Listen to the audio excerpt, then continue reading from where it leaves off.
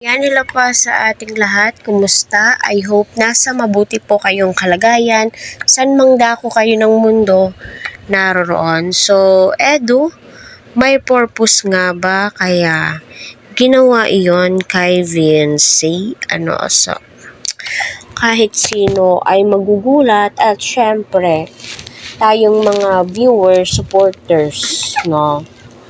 Kahit gulat po tayo ay masaya, di ba?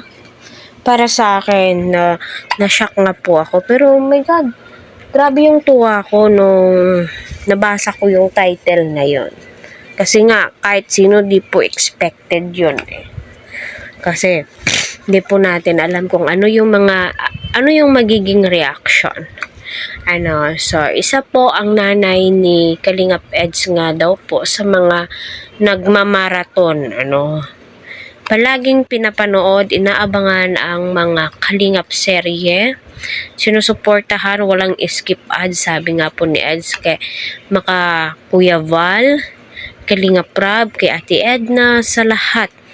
'Di ba? Alam at memorize daw po ni nanay ni Eds.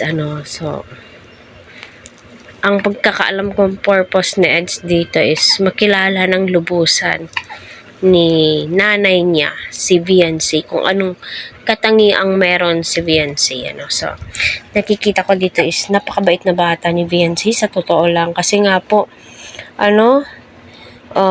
maghuhugas pa siya ng plato. Tutulungan niya pa si ate na magluto. So, alam naman po natin, bisita. So, hindi po niya pinayagan, di ba? Kahit siguro ako, di ko naman pong papayagan si VNC na gagalaw doon at ano yung gagawin niya, di ba? Kaya suportahan po natin, tangkilikin po natin. Huwag po natin skip ang ads, syempre. Para sa ganun nga po ay marami pa pong kababayan po natin ang kanilang matulungan.